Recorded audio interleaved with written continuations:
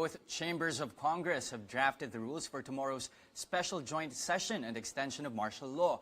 Here's how it will go. Lawmakers will convene at 9 in the morning. Both the Senate President and the House Speaker will serve as presiding officers. Lawmakers will also be given the chance to interpolate. But there's no decision yet on the manner of voting.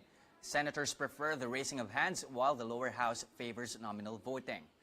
Absolute majority is needed to come up with a decision. That means, of course, a vote of 50% plus 1.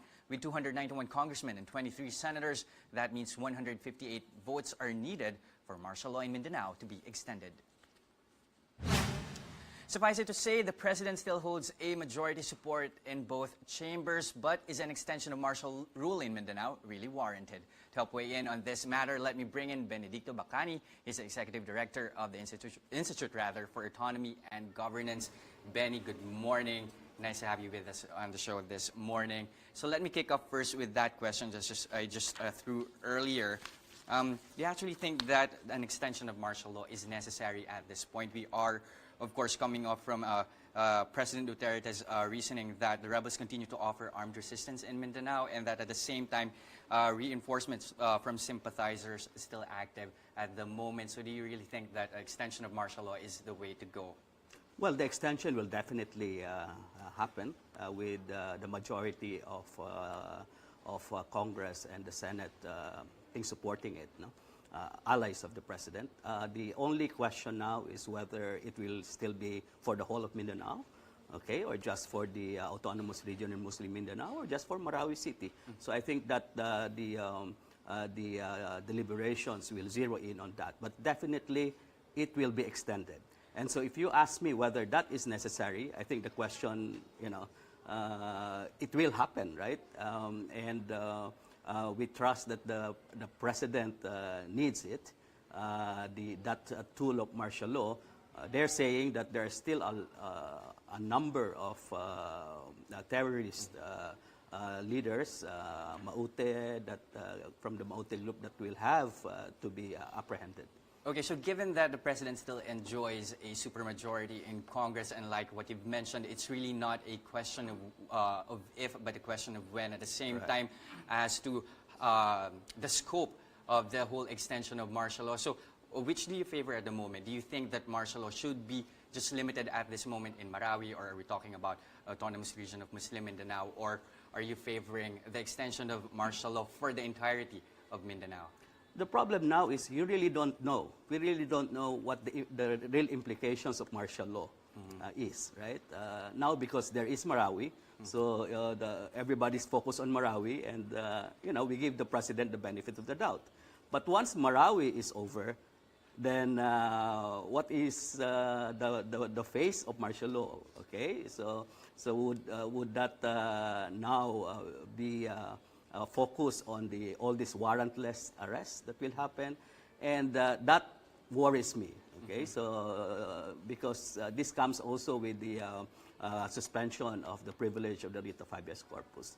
So you know very well that the problem in Mindanao, the problem of violent extremism is fueled by marginalization and discrimination of Muslims.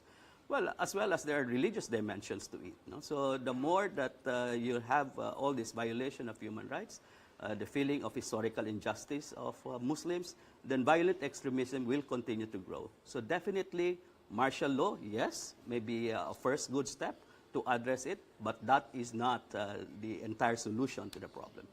Okay. Now, we can't talk about the conflict in Mindanao without touching the Bangsamoro Basic Law, which, as of the moment, has been passed, or submitted rather, to the President. Do you think this version of the BBL has better chances of getting passed? It will be passed. There's going to be a BBL. But please take note that the President is endorsing the idea of having a BBL, but not the version that was submitted to him, because he did not review it anymore. No? So he directly just referred that to Congress. And the instruction is he will support BBL that is compliant with the Constitution. So definitely, the Moro Islamic Liberation Front has to expect that there will be changes still, no, in this draft basic law. But compared to the last administration, okay, so there is now the prospect of charter change. And I think if everybody, MILF, MNLF, more people, the government, would be more flexible and pragmatic about this, we can say that those issues that need some constitutional address through constitutional reforms, we can do that in the federalism, shift to federalism, or the charter change process later on. But separating it from the federal form of government, do you think that this draft of the BBL is a watered-down version? No, this one, this was submitted by the BTC. That was the majority of the BTC is MILF. So this is the version that is acceptable to the MILF. But we have no illusion that this will be the version that will be approved by Congress, precisely because of the constitutional questions that will be raised against it. And there are still a lot of provisions there that, of course, constitutionality, it depends on who is looking at it. No? But if you raise that, then there's a question of implementability also. So definitely, it won't, there will be changes. And we hope, as peace advocates, we hope that people will be more flexible and maybe look at the charter change process later on to be a process that will address also some of these constitutional issues. Okay, now let me just shift the conversation quickly to this report from the U.S. State Department counting the Philippines as one of 5 countries where most of the terrorist activities happened in 2016. They say that the anti-narcotics drive of the government has actually slowed down our counterterrorism efforts. What's your take on that? Well, I agree. Right? There has been a lot of, the focus is on the campaign against illegal drugs. Of course, there is a dimension of illegal drugs in terrorism. In fact, resources from illegal drugs are actually used by terrorist groups. And that is not just in the Philippines, but all over the world. Okay? But that is only, illegal trade becomes a tool. Right? So, but this doesn't, fuel and doesn't drive. No? So, my institute has completed a research on violent extremism in Mindanao, and it will be unveiled in August. And definitely, when we ask the young people as to the drivers of violent extremism, now they are looking at this issue of marginalization, lack of governance, corruption.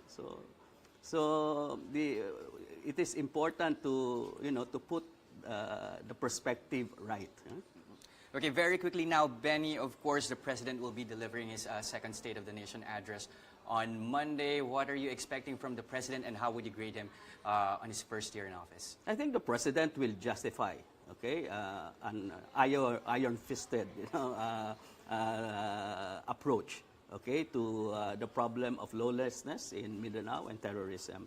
But I hope that the President will also unveil a more comprehensive plan against violent extremism.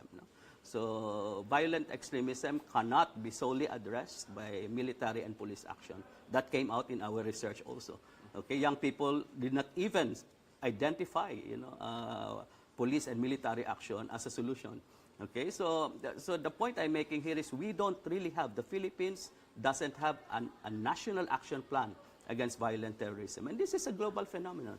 I hope the President will call for the formulation of that so that, to send out a strong message, especially to our Muslim brothers and sisters in Mindanao, that the problem of violent extremism will not just be addressed through military and police action.